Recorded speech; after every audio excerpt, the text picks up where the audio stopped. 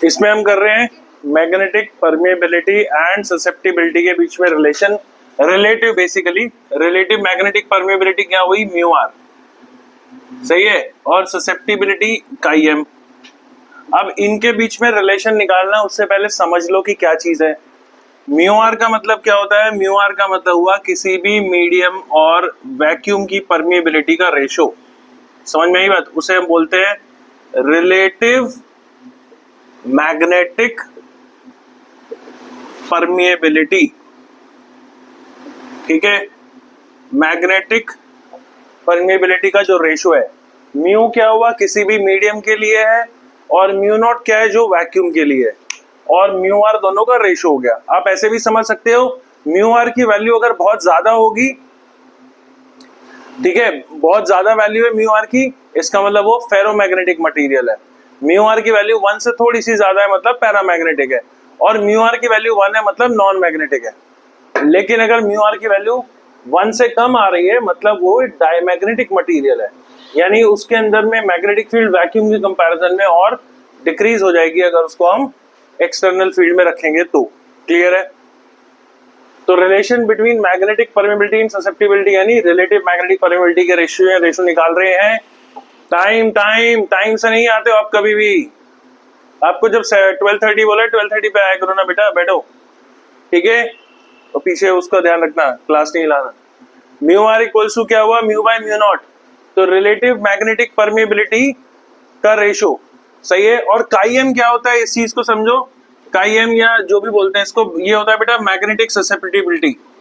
ये क्या होता है, एम बाय एच का रेशो होता है, सही है, मैग्नेटिक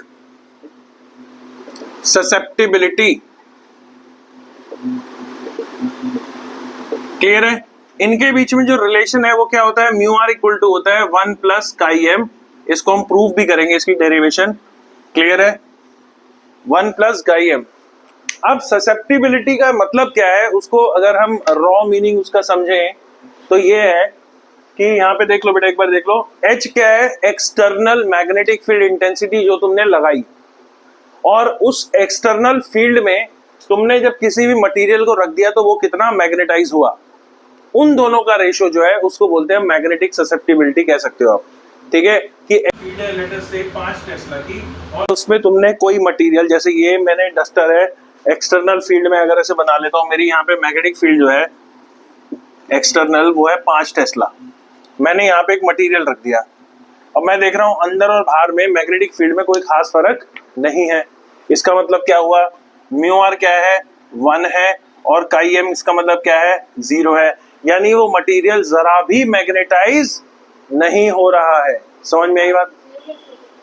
ससेप्टिबिलिटी 0 क्यों नहीं हो सकती? मैं प्लास्टिक को मैग्नेटिक फील्ड में रख दूंगा, प्लास्टिक कितना मैग्नेटाइज होगा, 0। You getting my point? Susceptibility क्या है, कितना एच एक्सटर्नल में अपने मटेरियल को रखा तो उसके अंदर कितना मैग्नेटिक फील्ड या कितने मैग्नेटिक डाइपोल्स पैदा हो गए, मैग्नेटिक हो जाएगा। क्लियर है? या पैरामैग्नेटिक बोल देते हैं हम। क्लियर है? अगर बाहर 5 टेस्ला है और अंदर क्या है, 0, मतलब अंदर भी 5 ही है, मतलब मटेरियल की तरफ से कोई कंट्रीब्यूशन हमें नहीं मिल रहा है, इसका मतलब वो क्या है, नॉन मैग्नेटिक कह सकते हो, या पैरा बोल देते हैं हम उसको। क्या है, नॉन मैग्नेटिक। मैं खाली आपको अभी समझा रहा हूं ताकि आपको पता रहे। अगर म्यू आर की वैल्यू जो आ रही है वो आ रही है तुम्हारी 1 से बड़ी आ रही है थोड़ी सी, ठीक है, 1 से बड़ी आ रही है, इसका मतलब क्या है, काई एम 1 0 से बड़ा है।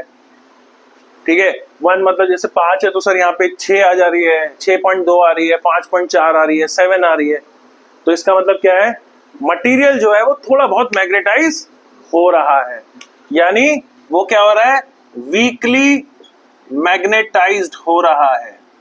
क्या हो रहा है, वीकली मैग्नेटाइज्ड हो रहा है। इसका मतलब उसको हम क्या कहेंगे, पैरामैग्नेटिक। क्या कहेंगे, पैरामैग्नेटिक। ठीक है,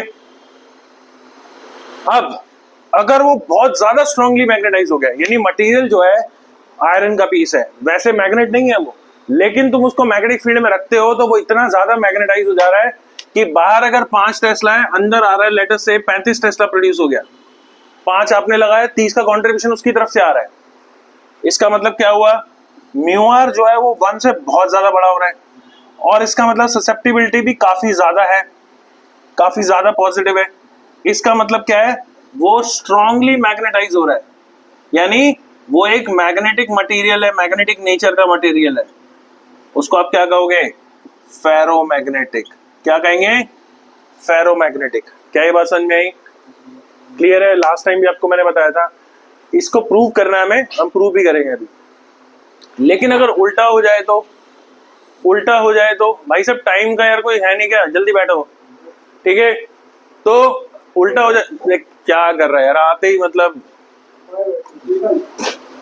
देखना फिर, ठीक है? हाँ बच्चे इस पे रख लेना इसको, तो तुम्हारा वेट थोड़ी करते रहेंगे हम। 12:30 बोला है, 12:30 बेटा आप हर क्लास में लेट आ रहे हो, प्लीज टाइम से आओ, ठीक है? तो क्या हुआ, अगर अब उल्टा हो गया, पहले क्या हो रहा था, या तो मैग्नेटाइज ही नहीं हो रहा है, या हल्का फुल्का हो रहा है, या बहुत ज्यादा हो रहा है, उल्टा हो गया तो आपने 5 टेस्ला लगाई, मटेरियल के अंदर 3 टेस्ला रिकॉर्ड हो रही है, या 2 टेस्ला रिकॉर्ड हो रही है, 1 टेस्ला रिकॉर्ड हो रही है, मतलब उसकी वजह से क्या कॉन्ट्रीब्यूशन आ रहा है, उल्टा डीमैग्नेटाइज हो जा रही है वो, सही है? यानी उसके लिए म्यू आर 1 से कम हो गया है, यानी ससेप्टिबिलिटी 0 से कम आ रही है और हमेशा -1 के बीच में लाई करेगी। और उसको हम क्या कहेंगे, वो क्या हो रहा है, स्ट्रांगली डीमैग्नेटाइज हो रहा है, स्ट्रांगली डीमैग्नेटाइज, यानी अप्लाइड फील्ड की भी ऐसी की तैसी कर दे रहा है वो, then it is called diamagnetic. समझ में आई बात, डायमैग्नेटिक। क्या ये बात क्लियर है, नोट करो बेटा इसको। इक्वल टू 1 + Im, हिलाया तो नहीं उसको, तो अब हमको ना इसी को प्रूव करना है, अब ध्यान से देखो, तो that mu r equal to 1 + Im हो गया, समझ में आ गया बात, ये हमारे को प्रूव करना है, ठीक है? अब देखो, कंसीडर अ सोलेनॉइड, लिख लो, कंसीडर, मैं लिख ही देता हूं, consider a solenoid having turns per unit length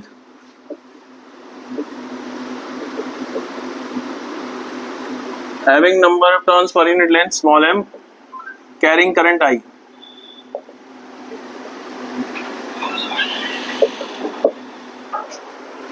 Then ध्यान से इधर से वहां बैठ जा, ये हिलाइए मत। Then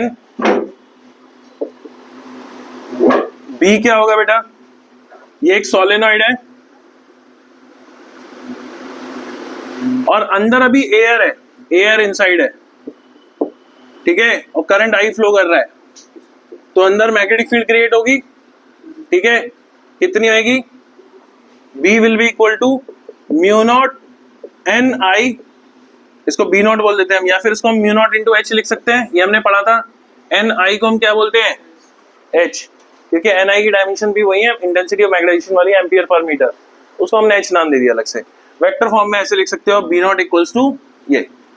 क्लियर है, क्या ये बात समझ में आई? तो ऐसा समझ लो कि अभी करंट पास किया और अंदर मैग्नेटिक फील्ड क्या है, 5 टेस्ला की क्रिएट हो गई है।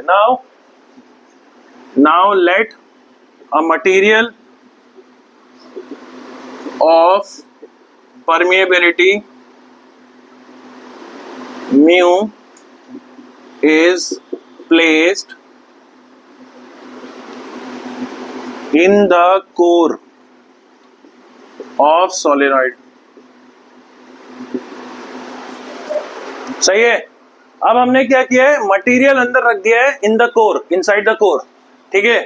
मैं उसको लेटर से रेड ग्रीन कलर के उससे बना देता हूं। मैंने एक ग्रीन कलर का ऐसे मटेरियल है,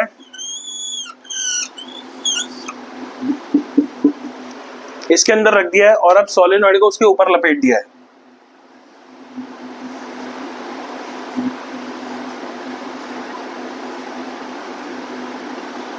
सही है।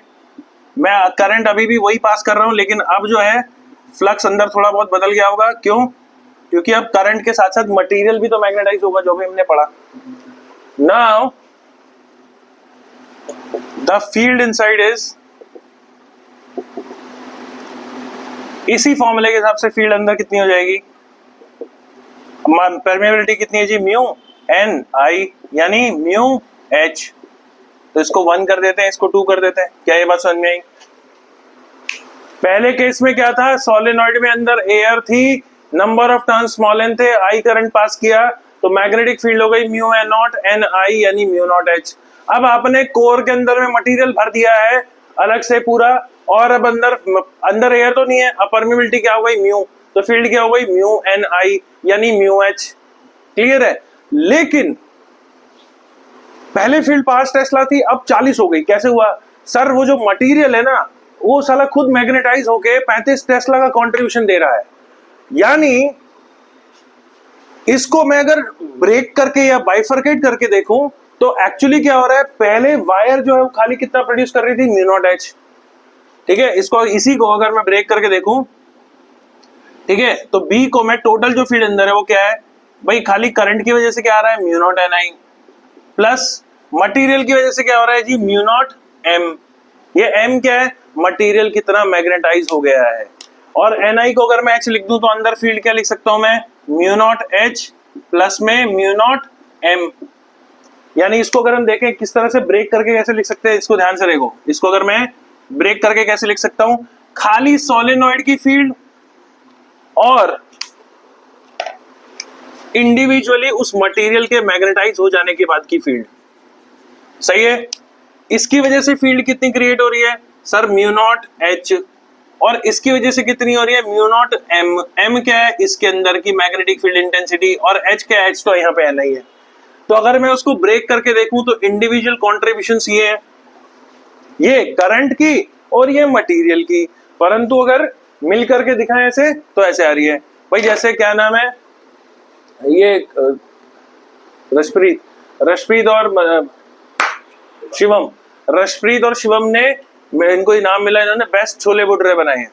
लेकिन अगर उसको देख रहे हैं हम तो इसने खाली छोले छोले बनाए, उसने खाली भटूरे भटूरे, लेकिन कंट्रीब्यूशन टीम को ये अवार्ड मिल रहा है छोले भटूरे का। ठीक है, अब उसमें से कौन सी चीज ज्यादा अच्छी थी उसका पता नहीं, लेकिन हाँ क्लियर है, समझ में आ गई। जैसे समोसे होते हैं और चटनी होती है, जैसे पीतमपुरा में एक समोसे वाला है, उसकी समोसे चटनी की वजह से फेमस है, समोसे में कुछ स्पेशल नहीं है। ठीक है, तो सेम यहाँ पे अगर हम अलग से देख रहे हैं, मुद्दे से भटके ना बेटा, म्यू नॉट एच और म्यू नॉट एम। क्लियर है, समझ में आ गई बात? यानी ये खाली छोले छोले और ये खाली भटूरे भटूरे।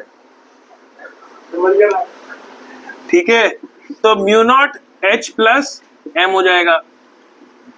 इसको इक्वेशन नंबर 3 कर देते हैं। क्या ये बात समझ में आई? ये हाँ है कि ना है? अब तो बेटा हाँ जैसा हाँ बोलो ना तुम। ठीक है, तो mu not h plus m, any problem in this? आया कैसे वो एम मतलब? अरे यार अभी क्या बताया तेरे को? वो नहीं m magnetic field intensity, material के अंदर डाइपोल्स अलाइन हो गए, लास्ट टाइम बताया तो था।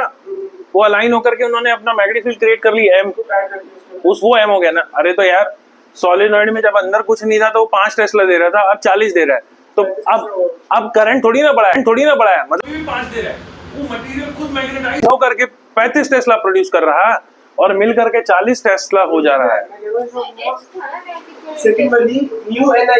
अरे m magnetic field intensity material की होती है, एच हमने एन आई को नाम एच रखा है। एम का मतलब होता है dipole movement per unit volume, intensity of magnetization. अबे तो यहाँ म्यू एच है, यहाँ पे म्यू नॉट एन आई और म्यू नॉट एम है। खाली मटेरियल एयर में, खाली सोलेनॉइड विद एयर। हाँ मैं बोल तो रहा हूँ, मिल करके क्या नाम है छोले भटूरे, लेकिन अलग अलग तो भटूरे भटूरे छोले छोले। सही है? हाँ 1 मिनट रुक जा, अभी यहाँ तक समझ में आ गया बेटा, पहले कंप्लीट कर लेते हैं। ठीक है, तो उसके बाद में फ्रॉम 2 and 3, फ्रॉम 2 and 3 क्या आएगा, mu h equals to mu not h plus m. हम इसमें से h बाहर निकालेंगे तो अंदर क्या रह जाएगा, म्यू नॉट 1 प्लस में m बाय h, क्या यही रह जाएगा? हाँ हाँ h बाहर आ जाएगा, ये h से h कट जाएगा, ये म्यू नॉट इधर चला जाएगा तो क्या आ जाएगा नीचे, mu by mu not equal to 1 plus what is m by h, chi m, और what is mu by mu not, mu r। तो अल्टीमेटली हो गया proof, mu r equals to 1 plus chi m।